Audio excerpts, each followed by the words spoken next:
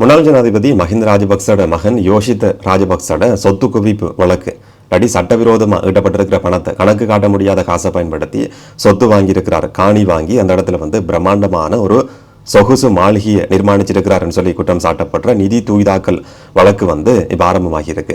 இந்த வழக்கு விசாரணையில் இதுவரைக்கும் நாங்கள் கேள்விப்பட்ட விஷயங்களை எல்லாம் தாண்டி அரசியல்வாதிகள் சுமத்தின குற்றச்சாட்டுகளை எல்லாம் தாண்டி முக்கியமான சாட்சி விசாரணைகள் ஆரம்பமாகி இருக்கு. யோஷித ராஜபக்சோட முன்னாள் காதலி அந்த காலகட்டத்தில் என்ன நடந்தது என்றதை நீதிமன்றத்தில் வெளிப்படுத்தி இருக்கிறார். அந்த காணியை விற்பனை செய்திருக்கிற நபர், ரெண்டு தரப்புக்கும் இடையில இடைத்தரகராக செயற்பட்டிருக்கிறவர், ரெண்டு குடும்பங்களுக்கும் பழக்கமான ஒரு நபர், அவருடைய சாட்சியம் சொல்லி அந்த காலகட்டத்தில் இந்த மாதிரியான சம்பவங்கள் நடந்தது. அந்த காசு எப்படி கொண்டு வரப்பட்டிருந்தது, சில பாதுகாப்பு உத்தியோகத்தர்கள் அந்த காசை ஒரு பேக்ல போட்டு கொண்டு வந்தது வரைக்கும் நீதிமன்ற வழக்கு விசாரணையில தெரிய வந்திருக்கு. அதுல சாட்சியம் அளிச்சிருக்கிற மிக முக்கியமான ஒரு நபர் தான் யசாரா அபேநாயக்க, இவருடைய முன்னாள் காதலி. அவருக்கு தான் அந்த காலகட்டத்தில் என்ன நடந்தது என்றது தெரிஞ்சிருக்கு. முன்னாள் காதலி என்றதையும் தாண்டி CSN தொலைக்காட்சியினுடைய கால்டன் ஸ்போர்ட்ஸ் நெட்வொர்க்ட தலைவர் என்ற பதவியிலையும் யசாரா இருந்திருக்கிறாங்க. இந்த CSN நெட்வொர்க் சம்பந்தப்பட்டிருக்கிற நிறைய சம்பவங்களை கடந்த காலங்களில் நாங்கள் கதைச்சிருக்கிறோம். யோஷித ராஜபக்சோட அம்மா இல்லாட்டி மஹிந்த ராஜபக்சோட மனைவி சம்பந்தப்பட்டிருக்கிறதா சொல்லப்படுற சில கொடுக்கல் வாங்கல்கள், சில மோசடிகள். இன்னும் ஒரு பக்கம் வசீம் தாஜுதீனுடைய சம்பவத்திலையும் CSN நெட்வொர்க் அதிகாரிகள் சிலர் சம்பந்தப்பட்டிருக்கிறாங்கன்றதை பற்றி கடந்த காலங்களில் நிறைய விஷயங்கள் வெளிவந்திருந்தது. அப்போ யசாரா அபேநாயக்கோட வாக்குமூலத்தில் அவருடைய காதல் சம்பந்தமாக குறிப்பிடப்படுது. நாங்கள் ரெண்டு பேரும் பிரிஞ்சதுக்கான காரணம் என்னன்றதை அவர் வெளிப்படுத்தி இருக்கிறார். 2013ஆம் ஆண்டு காலகட்டத்துக்கு பிறகு அந்த காலகட்டத்தில் தான் ரெண்டு பேரும் பிரிஞ்சிருக்கிறாங்களாம். ரெண்டு குடும்பமும் கதைச்ச நேரத்தில் இது சரி வராது என்ற மாதிரி சொல்லப்பட்டதுக்கு பிறகு ரெண்டு பேரும் நாங்கள் பிரிஞ்சோம் என்ற மாதிரி யசாரா தன்னுடைய வாக்குமூலத்தில் காதல் உறவு சம்பந்தமாக குறிப்பிடுறாரு. திருமணம் முடிக்க இருந்த பிளான் பண்ணியிருந்த காலகட்டத்தில் தெஹிவளையில் ஒரு காணி வாங்கி ஒரு சொகுசு வீட்டை கட்டுற தீர்மானத்துக்கு நாங்கள் வந்திருந்தோம்ன்றத அந்த விஷயத்தை யோஷித முன்னாள் காதலி நீதிமன்ற வழக்கு விசாரணையில் ஒப்புக்கொள்றாங்க. யோஷித கடற்படையில் வேலை செய்து கொண்டிருந்த காலகட்டத்தில் தான் இந்த சம்பவம் எல்லாமே நடந்ததாம்ன்றதும் அவருடைய வாக்குமூலத்தில் உறுதி செய்யப்பட்டிருக்கு. இப்போ எப்படியான ஒரு வீடு சொல்லி ஒரு குறுக்கு விசாரணை நடத்தப்படுது. யசாரா அந்த மாதிரி வாக்குமூலம் சொல்லி கொண்டு போற நேரத்தில் அரசு தரப்பு சட்டத்தரணி கேட்கிறார், அது எப்படியான ஒரு வீடு, ஆடம்பரமான சொகுசு வீடுன்னு சொன்னா எப்படியான வீடுன்னு சொல்லி கேட்கப்பட்டிருந்தது. சொல்ல ஒரு பிரம்மாண்டமான வீடு, நிறைய அறைகள், நிறைய ரூம்ஸ் அந்த வீட்டுக்குள்ள இருந்ததுன்றதை யசாரா உறுதி செய்கிறாரு. இதை தவிர கால்டன் ஸ்போர்ட்ஸ் நெட்வொர்க்குக்கும் ராஜபக்ச குடும்பத்துக்கும் சம்பந்தம் கிடையாது என்ற மாதிரி இதுக்கு முதல்ல நிறைய தடவைகள் ராஜபக்ச குடும்பம் குறிப்பிட்டிருக்கு. ஆனா யசாராவோட வாக்குமூலத்தில் சொல்லப்படுது, CSN நெட்வொர்க்குக்கு யோஷித ராஜபக்ச நேரடியாக உதவி செய்திருக்கிறார் என்றதும் இப்போ உறுதி செய்யப்பட்டிருக்கு. யோஷித ராஜபக்ச தான் இந்த வீட்டை கட்டினார் என்றதை கூட யசாரா தன்னுடைய வாக்குமூலத்தில் உறுதி செய்திருக்கிறது தான் இதில் மிக முக்கியமான ஒரு விஷயம். என்று சொன்னால் இதுக்கு முதல்ல சொல்லப்பட்ட சந்தர்ப்பங்கள்ல எல்லாம் அந்த வீட்டுக்கும் எங்களுக்கும் இடையில சம்பந்தம் கிடையாது, தேசிய பார்ட்டிக்கு எதுவுமே ஞாபகம் கிடையாது, நான் காசை கொடுத்தேன்னு சொல்லி உறுதி செய்யறதுக்கான எந்த விதமான ஆதாரங்களும் கிடையாதுன்ற மாதிரி நிறைய விஷயங்கள் சொல்லப்பட்டிருந்தது. இப்போ யசாரா இவருடைய முன்னாள் காதலியை சொல்றாங்க, யோஷித்த தான் இது எல்லாத்தையும் பிளான் பண்ணார், நாங்கள் சேர்ந்து பிளான் பண்ணியிருந்தோம், அவர் தான் முன்னின்று செய்யப்பட்டார், அவர் தான் காணி வாங்கினார், வீட்டை கட்டினது வரைக்கும் யோஷித ராஜபக்ச தான் என்றது இப்ப ஆதாரபூர்வமா இவருடைய சாட்சியத்தில் உறுதி செய்யப்பட்டிருக்கு. காணியுடைய உரிமையாளருடைய சாட்சியமும் நீதிமன்ற வழக்கு விசாரணையில் பதிவு செய்யப்பட்டிருந்தது. ரத்மலான பிரதேசத்தை சேர்ந்த ஒரு நபர் 31 பேர்ச் காணியை அவர் விற்பனை செய்திருக்கிறார். அவருடைய நண்பர் சொல்லப்படுற அந்த காணிக்கு ஒரு ஓனர் இருக்கிறார், அந்த ஓனருக்கு ஒரு நண்பர் இருக்கிறாராம். அவர் வசந்த குமார ஜாசூரி சொல்லி அடையாளப்படுத்தப்படுற ஒரு நபர். அவர் சம்பந்தமா இன்னொரு தகவலும் இருக்கு. ராஜகிரிய பிரதேசத்தில் இருக்கிற ஸ்டாண்டர்ட் சார்ட்டர்ட் பேங்க்ல வச்சுதான் இந்த கொடுக்கல் வாங்கல் நடந்திருக்கு. எங்கேயும் ஆஃபீஸ்லயோ இல்லாட்டி வேற யாரையும் வீட்லயோ நடந்திருக்கிற கொடுக்கல் வாங்கல் கிடையாது. அந்த பேங்குக்கு போனதுக்கு பிறகு காசு கொண்டு வரப்பட்டிருக்கு. காசு கொண்டு வந்ததும் சாதாரணமாக கொண்டு வரப்பட்ட காசு கிடையாது. பாதுகாவலர்கள் மாதிரி இருந்த ஒரு சில நபர்கள் பேக்ல மூட்டைகளில் கட்டி அந்த காசை கொண்டு வந்தாங்க என்ற மாதிரி நீதிமன்ற சாட்சி விசாரணையில் தெரிய வந்திருக்கு. அதுக்கு பிறகு அந்த பேங்க்ல வச்சு கொடுக்கல் வாங்கல் நடக்குது, பத்திரத்தில் சைன் பண்ற செயற்பாடுகள் நடந்திருக்கு. அப்போ குறுக்கு விசாரணையில் அந்த காணி உரிமையாளர்கிட்ட ஒரு கேள்வி கேட்கப்படுது. இந்த காணியை வாங்கின நபர் யாரு என்ற கேள்வி நேரடியாக கேட்கப்பட்ட நேரத்தில் அவர் சிரிக்கிறார். அந்த காணி உரிமையாளர் சிரிச்சிருக்கிறாரு.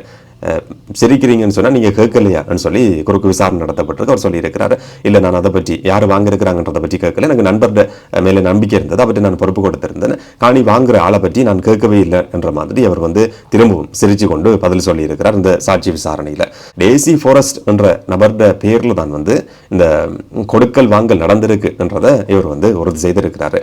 ஆனால் யோஷித ராஜபக்சவை 2 வருஷங்களுக்கு முதல்ல இவர் கண்டாராம். இந்த கொடுக்கல் வாங்கல் நடக்கிறதுக்கு 2 வருஷங்களுக்கு முதல்ல, காணியை விற்பனை செய்யறதுக்கு 2 வருஷங்களுக்கு முதல்ல அந்த வீட்டுக்குள்ள இருந்த பொருட்களை விற்பனை செய்யறதுக்குன்னு சொல்லி ஒரு கேரேஜ் சேல்னு சொல்லப்படுற ஒரு விஷயம் நடந்திருக்கு. கேரேஜ் சேல்னு சொன்னா ஒரு வீடு விற்பனை செய்யறதுக்கு முதல்ல இல்லாட்டி வீட்டில் இருக்கிற பழைய பொருட்களை எல்லாம் விற்பனை செய்யறதுக்குன்னு சொல்லி கேரேஜ் சேல் அப்படின்னு சொல்லி ஒன்று நடத்தப்படும். அப்படி இந்த வீடு விற்பனை செய்யறதுக்கு 2 வருஷங்களுக்கு முதல்ல ஒரு கேரேஜ் சேல் நடத்தப்பட்டிருக்கு. அந்த இடத்துல யோஷித ராஜபக்ச தன்னுடைய காதலியோட வந்திருந்ததை நான் பார்த்தேன்னு சொல்லி இந்த காணியை விற்பனை செய்கிற அந்த நபர் வந்து குறிப்பிட்டிருக்கிறாரு. இதில் இடைத்தரகர அடையாளப்படுத்தப்பட்டிருக்கிற வசந்தகுமார ஜாசூரிய அவர் சொல்றார், 2 குடும்பத்தையும் எனக்கு தெரியும். என்னன்னு சொன்னால் யாசாராட குடும்பத்தோட எனக்கு நெருக்கமான பழக்கம் இருக்கு. அதே மாதிரி அந்த லேண்ட் ஓனருக்கும் எனக்கும் இடையில ஒரு நெருக்கமான நட்பு இருக்கு.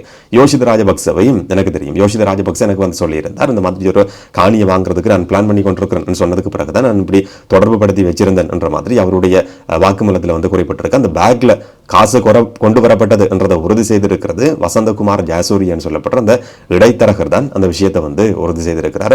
யோஷித ராஜபக்சோட இந்த மணி லாண்டரிங் கேஸ்ல மிக முக்கியமான சாட்சியங்கள் எல்லாமே பதிவு செய்யப்பட்டிருக்கு, இன்க்ளூடிங் அவருடைய காதலியுடைய வாக்கு மூலம். அடுத்த கட்ட வழக்கு விசாரணைகள் என்னெல்லாம் நடக்கும் என்றதை நாங்கள் பொறுத்திருந்து பார்க்கலாம். இந்த நேரம் நேற்று நாங்கள் கழிச்சதுக்கு பிறகு நீர்கொழும்பு சிறைச்சாலை சம்பவம் சம்பந்தமான சில அப்டேட்ஸ் வந்து வெளிவந்திருந்தது. இதில் வந்து 24 பேருடைய பிரேத பரிசோதனைகள் நேற்று முடிவடைஞ்சிருக்கு. நேற்று இரவு அதை பற்றின தகவல்கள் வெளிவந்திருக்கு.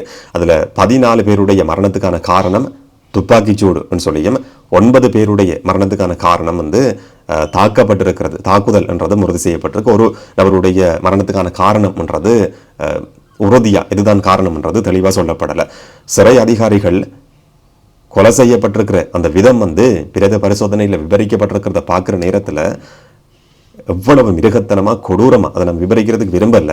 ஆனால் அந்த பிரேத பரிசோதனை அறிக்கையில் வந்து அது எல்லாமே தெளிவாக குறிப்பிடப்பட்டிருக்கு. இந்த மாதிரி தான் மோசமாக கொடூரமாக தலையில் அப்படி தாக்குதல் நடத்தப்பட்டிருக்குன்றதும் அதில் சொல்லப்பட்டிருக்கு. மற்ற நபர்களுடைய பிரேத பரிசோதனை வந்து இன்றைக்கு நடத்தப்படும் சொல்லி எதிர்பார்க்கப்படுது. இதில் வந்து ஒரு இந்திய பிரஜை, ஒரு தமிழர் வந்து உயிரிழந்தவர்ன்றதும் நேற்று உறுதி செய்யப்பட்டிருந்தது.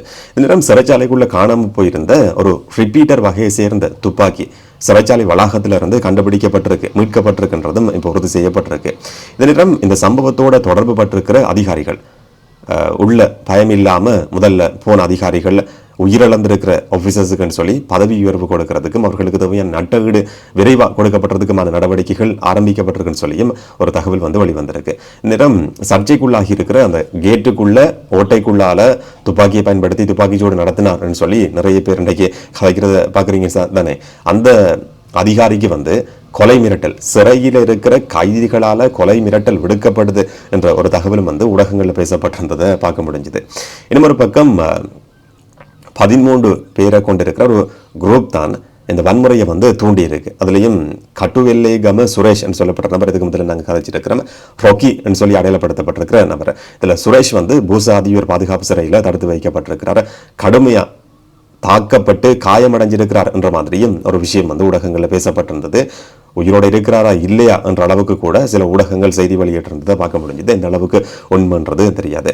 ரொக்கி சொல்லப்பட்ட நபர் வந்து இதோட சம்பந்தப்பட்டு எல்லாரையும் தூண்டி விட்டு தாக்குதல் நடத்தினது மட்டும் இல்லாமல் அடுத்த நாள் வந்து சாதாரணமான ஒரு நபர் மாதிரி போய் சாப்பாடு பரிமாற செயற்பாடுகளையும் ஈடுபட்டிருக்கிறார் சொல்லியும் ஒரு நாடகம் ஆடி இருக்கிறார் என்ற மாதிரியும் ஒரு சில ஊடகங்கள் வந்து இன்னைக்கு செய்தி வெளியிட்டிருக்கிறத பார்க்க முடியுது. இந்த நீர்கொழும்பு சிறைச்சாலை சம்பவம் சம்பந்தமா இலங்கை மனித உரிமைகள் ஆணைக்குழு வந்து இப்போ ஒரு விசாரணையை ஆரம்பிச்சிருக்கு. இலங்கை மனித உரிமைகள் ஆணைக்குழுவினுடைய தலைவர் உச்ச நீதிமன்றத்தினுடைய ஓய்வு பெற்ற நீதியரசர் LTP தெஹிதனிய தலைமையில் இந்த விசாரணைகள் வந்து ஆரம்பமாகி இருக்கு. சிறைச்சாலைகள் பதில் ஆணையாளர் நாயகம் R பிரசாத் ஹேமந்தகுமாரவுக்கு இது சம்பந்தமாக அறிவிக்கப்பட்டிருக்கு. அந்த அறிக்கையில் வந்து 2020ஆம் ஆண்டு காலகட்டத்தில் இலங்கை மனித உரிமைகள் ஆணைக்குழுவால் வெளியிடப்பட்டிருக்கிற ஒரு அறிக்கையில் குறிப்பிடப்பட்டிருக்கிற சில விஷயங்கள் ஞாபகப்படுத்தப்பட்டிருந்தது. கைதிகளுக்கு ஆபத்து ஏற்படலாம் என்றது வரைக்கும் குறிப்பிடப்பட்டிருந்தது. கைதிகள் வேற வேறையா தனித்தனியா பிரித்து தடுத்து வைக்கப்படணும் என்றது வரைக்கும் பரிந்துரையா சமர்ப்பிக்கப்பட்டிருக்கு. அது எதுவுமே நடக்கல என்ற மாதிரி குற்றம் சாட்டப்பட்டிருக்கு. இதை தவிர இலங்கை மனித உரிமைகள் ஆணைக்குழுவினுடைய அதிகாரிகளுக்கு கைதிகளை நேரடியாக போய் பார்க்கறதுக்கும் அனுமதி மறுக்கப்பட்டிருக்கு என்ற மாதிரியும் இலங்கை மனித உரிமைகள் ஆணைக்குழு ஒரு குற்றச்சாட்டையும் முன் வச்சிருக்கு. 6ஆம் தேதி நீர்கொழும்பு சிறைக்குள்ள அனுமதி மறுக்கப்பட்டிருக்கு. 7ஆம் திகதி நேஷனல் ஹாஸ்பிட்டலில் காயமடைந்தவர்களை சந்திக்கிறதுக்கு அனுமதி கொடுக்கப்பட்டிருக்கு. திரும்ப 7ஆம் திகதி இரவு 8:30 மாதிரி வெளிக்கட சிறையில் வந்து ஒரு வன்முறை பதிவாகுது. சில கைதிகள் தாக்கப்படுறார்கள் என்ற சம்பவம் பதிவாகி இருந்தது. நிகம்போ சிறைச்சாலையிலிருந்து வெளிக்கட சிறைச்சாலைக்கு மாற்றப்பட்டிருந்த கைதிகள் மேல தாக்குதல் நடத்தப்படுதுன்ற மாதிரி ஒரு விஷயம் பேசப்பட்டிருந்தது. அந்த இடத்துக்கு இரவு நேரத்தில் போறதுக்கு அனுமதி கேட்கப்பட்டிருந்தாலும் அங்க இருக்கிற பிரதான ஜெயிலர் வந்து அதுக்கு மறுப்பு தெரிவிச்சிருக்கிறார்னு சொல்லியும் குற்றம் சாட்டப்பட்டிருக்கு. இலங்கையினுடைய மனித உரிமைகள் சட்டத்துக்கு அமைய எந்த ஒரு இடத்துக்கும் இலங்கை மனித உரிமைகள் ஆணைக்குழுவினுடைய அதிகாரிகள் போக முடியும், சோதனைகள் நடத்த முடியும். எதிர்காலத்தில் வந்து இதுக்கான அனுமதி கொடுக்கப்படணும், இது உறுதி செய்யப்படணும் சொல்லியும் சிறைச்சாலைகள் பதில் ஆணையாளர்கிட்ட வந்து இலங்கை மனித உரிமைகள் ஆணைக்குழு ஒரு கோரிக்கையும் கூட முன் வச்சிருக்கு. அடுத்த கட்ட விசாரணைகள் இது சம்பந்தமாகவும் தொடர்ச்சியாக இப்போ நடந்து கொண்டிருக்கு. இது நடக்கும்ன்றதை பொறுத்திருந்து பார்ப்போம். இதை பற்றி நீங்கள் என்ன நினைக்கிறீங்கன்றதை வழக்கம் போல் கமெண்ட்டில் சொல்லுங்கள். நாளைக்கு நாங்கள் இன்னும் ஒரு வீடியோவில் சந்திக்கலாம். வணக்கம்.